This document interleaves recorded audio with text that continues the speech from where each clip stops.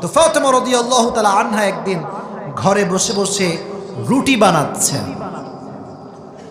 হঠাৎ করে আলী আসছে, তো দেখছে ফাতেমা রুটি বানাচ্ছেন, বাট দুই চোখ দিয়ে অঝরে পানি ঝরতেই আছে। ইয়া ফাতেমা, হোয়াট হ্যাপেন্ড? তোমার চোখে পানি কেন? বলছে, আলী, আজকে ভোর রাতে তাহাজ্জুদের সময় আমার আব্বাজানের সঙ্গে আমার স্বপ্নে সাক্ষাৎ হয়েছে। তো জোরে সোরে সুবহানাল্লাহ পড়েন যুবক ভাইরা। তো বলছে, তো সৌভাগ্যের বিষয়, তোমার আব্বার সঙ্গে তোমার সাক্ষাৎ হয়েছে, তোমার চোখে পানি কেন? ডাক দিয়ে বলছে, আলী, আমি স্বপ্নে দেখলাম আব্বাজান অন্ধকার একটা ঘরের মধ্যে দাঁড়িয়ে আছে, কি যেন হাত দিয়ে খুঁজতেছে কিন্তু পাচ্ছে না। আমি বলে, আব্বাজান আপনি কি খুঁজেন? বলছে, আরে ফাতেমা, তুমি কোথায় ছিলে? আমি তো তোমাকেই খুঁজতেছিলাম। সুবহানাল্লাহ পড়েন। বলছে, আব্বাজান আমি তো এখানেই আছি। তো বলছে, তাই? তো তুমি দুনিয়াতে কেন আছো? তুমি আমার কাছে চলে আসো, আমার তো একা একা ভালো লাগে, তোমাকে আমার দরকার, আমার মেয়ে আমার সঙ্গে থাকবে, তুমি দুনিয়ায় কেন আছো? এই কথা শুনে ঘুম ভেঙে গেছে। এখানে অনেকের বাপ মারা গেছে, অনেকের মা মারা গেছে। যদি স্বপ্নে কখনো দেখেন যে আপনার আব্বা কবর থেকে আপনাকে ডাকছে, ব্যাখ্যা জেনে নেন। ব্যাখ্যা এই স্বপ্নের ব্যাখ্যা হচ্ছে, your time is going to over, সময় বেশি একটা বাকি আপনার নাই। কবর থেকে যখন মানুষকে ডাকে, এটার প্রমাণ হচ্ছে ওই জগতের ডাক চলে আসছে, হায়াত বেশি দিন বাকি নাই। ঠিক কিনা বলেন যুবকেরা?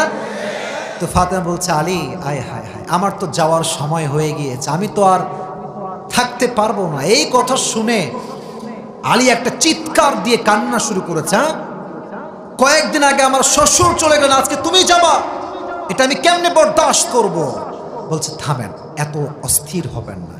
কিন্তু অবাক করা বিষয় দেখেন, মারা যাবে, স্টিল রুটি বানাচ্ছেন, এখনো রুটি বানাচ্ছে। বলছে, তুমি থামো, রেস্ট করো, আরাম করো। বলছে, আমি তো আজকে আরো বেশি কাজ করব। কেন? বলছে, আমি আল্লাহকে দেখাতে চাই। এই মায়েরা বোনেরা ভালো করে শুনবেন। ফাতেমা বলছে, আমি আল্লাহকে দেখাতে চাই যে আল্লাহ, আমি আমার নিঃশ্বাসের শেষ মুহূর্ত পর্যন্ত আমার স্বামীর খেদমত করতে করতে মরে গিয়েছি, আমাকে আজকে কাজ করতেই হবে। বলছে, ঠিক আছে তুমি কাজ করো, বাট তোমার কি কোনো কথা আমার সাথে আছে বলার মতো? বলছে, হ্যাঁ আছে। তোমাকে আমি 3টা ওসিয়ত করে মরতে চাই। কয়টা ওসিয়ত? 1, আমি যদি মারা যাই, প্রথম কাজ তুমি করবা, তুমি আমাকে মাফ করে দিও, আমি অনেক অন্যায় করেছি, জুলুম করেছি, আমাকে তুমি মাফ করে দিও। আলী বলছে, কোনো জুলুম করো না, আমি তোমার স্বামী, আমি সাক্ষী দিলাম তুমি আমার এক চুল পরিমাণ কোনো হক নষ্ট করো নাই। সুবহানাল্লাহ পড়েন। বলে, 2 নাম্বার ওসিয়ত কি বলো? আমার বোনেরা ভালো করে শুনে, আজকালকার মেয়েরা সব সহ্য করতে পারে, বাট স্বামীর দ্বিতীয় বিয়ে সহ্য করতে পারে না। কথা বলেন। আর মুরব্বী রাগ করবেন না, আমি একটা কথা বলি, রাগ করবেন না। সেটা হচ্ছে, আজকালকার এই দেশে, বাংলাদেশে 4টা প্রেম করলে হয় স্মার্ট, 2টা বিয়ে করলে হয় লুচ্চা নাম্বার 1। কথা ঠিক কেন বলো যুবক ভাইয়ারা আমার? তো আলীর সঙ্গে ফাতেমার কনভারসেশন দেখেন কি সুন্দর কথা। বলছে, আলী, আমি যখন মারা যাব, তুমি একটা সুন্দরী মেয়ে দেখে বিয়ে করে নিও। সুবহানাল্লাহ পড়লেন না আপনি? বলছে, কেন বিয়ে করবো? আমার শুধু তোমাকেই দরকার, আমি আজীবন তোমাকে নিয়ে ভাববো, আমার কাউকে লাগবে না।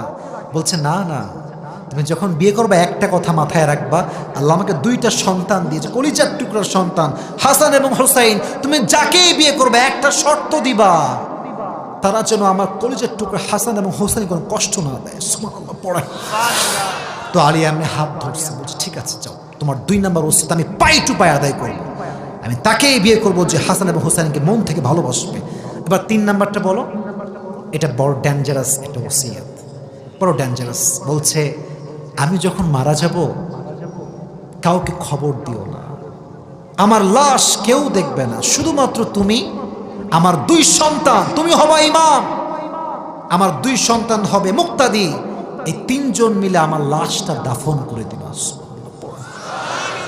এবার আলী বলছে, বউ সবই মানলাম, 3 নাম্বারটা মানতে পারবো না, কারণ তুমি তো বিশ্ব নবীর একমাত্র কলিজার টুকরা মেয়ে। বৃষ্টি হচ্ছে, কোনো টেনশন নেবেন না, আল্লাহ সব কমায় দিবে ইনশাআল্লাহ বলেন। বলছে, তোমার ব্যাপারটা তো আমি ইনফর্ম করতেই হবে, বলতেই হবে। বলছে, না আপনি বললেন না, এটা আমি পারবো না, কারণ মানুষ যদি আমার লাশ দেখতে আসে, আমার লম্বা কতটুকু সাইজ, আমার দেহ মোটা না চিকন, এটা মানুষ দেখে ফেলবে, আর আমি ফাতেমা এতটা পর্দাশীল নারী আমি কতটুকু মোটা কতটুকু চিকন এই মক্কার কেউ মদিনার কেউ কখনো বলতে পারবে না। সুবহানাল্লাহ পড়ে। এই কথা বলা পরে সে ইন্তেকাল করলো, মারা গেল। এবার আসেন, একটা কাঁধ লাশ যখন ওঠানো হয়, যুবক ভাইয়েরা মুরব্বীরা, খাটিয়ায় কয়টা পা থাকে এটা বলেন না, কয়টা? শেষে চলে আসছে কয়টা? 4টা। সামনের দিকে, এদিকে তাকান, সামনের যে কাঁধটা এটা আলী ধরেছে, আর পেছনের 2টা কাঁধ, একটা ধরেছে হাসান আর একটা ধরেছে, তবে সামনে একটা কাঁধ ফাঁকা আছে। কারণ ওসিয়তে কয়জন ছিল? 3 জন। তুমি থাকবা, আমার 2 সন্তান, and no one is allowed here, কেউ এখানে অ্যালাউ না। তো আলী ভাবতেছে, আহা, নবীর মেয়ে মারা গেল, তা লাশ ধরবে, একটা কাঁধ ফাঁকা, একটা লোক দুনিয়াতে নাই যে আমার বইয়ের কাঁধটা ধরবে, কিন্তু ডাকতে পারছে, কারণ ডাকলেই তো ওসিয়ত ভেঙে যাবে। হঠাৎ করে দেখছে দূর থেকে একজন সাহাবী, ইসমুহু আবু যর গিফারি, দৌড়ে দৌড়ে আলীর দিকে আসছে। আলী দেখে হি ওয়াজ শকড। সে কেন আসছে? শুধু বলে, মান হাদিহিল মাইয়িত, এই লাশটা কার? যদি বলে এটা আমার বইয়ের লাশ, ফাতেমার লাশ, ওসিয়ত ভেঙে যাবে। কি বলবো, কেমনে বলবো, কেমনে কি করি? আবু যর গিফারি দৌড় দিয়ে এসে কোনো কথা ছাড়াই আলীকে জড়ায় ধরছে, বলছে, আলী তুমি মন খারাপ করো না, তোমার ওসিয়ত ঠিক আছে, আল্লাহ নিজেই তোমার কাছে আমাকে পাঠাই দিয়েছে, তুমি টেনশন করো না, আমি তোমার কাছে আল্লাহর পক্ষ থেকে এসেছি, ধরো। কাঁধটা ধরি, 4টা কাঁধ আল্লাহ তার বিশেষ রহমত দ্বারা 4টা কাঁধই ভরপুর করে দিলেন। এবার 4 কাঁধে করে ফাতেমা রাদিয়াল্লাহু তাআলা আনহা কবরের দিকে নিয়ে যাওয়া হচ্ছে, কবরস্থ করা হবে। এই জন্য যখন কবর খনন করা হয়ে গিয়েছে, লাশ নামাবে, আবু যর গিফারি ভাবছে এই লাশটা আসলে কার? মনে মনে ভাবছে কার লাশ? জবাব আসছে, হাদিহিল মারআ সাইয়্যিদাতু নিসাই আহলিল জান্নাহ, এটা তো সেই মেয়ের লাশ যেই মেয়ে জান্নাতের সমস্ত যুবকদের সর্দারিনী হবে। সুবহানাল্লাহ পড়লেন না? আর এটা তো সেই মেয়ের লাশ যেই মেয়ে জান্নাতের সমস্ত যুবকদের সর্দার, হাসান এবং হোসাইনের মা। সুবহানাল্লাহ পড়ে। ওই যে তার বুকটা আছে না, বুকটা গর্বে ফুলে গেছে, সাহস। এবার কবরকে বলছে, আতারুনাল কবর মান হাদিহিল মাইয়িত, এই কবর তুমি কি জানো এটা কার লাশ?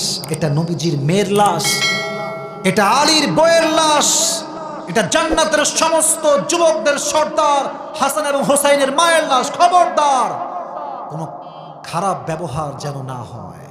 আল্লাহ কবরের জবানকে খুলে দিলেন। কবর বলছে, খবরদার আবু যর গিফারি, চুপ হয়ে যাও, এটা এমন একটা ঘর যে ঘরে কোনো বাপের পরিচয় চলে না, নেতার পরিচয় চলে না, কোনো খ্যাতার পরিচয় চলে না, টাকার পরিচয় চলে না, ঠিক কিনা বলে?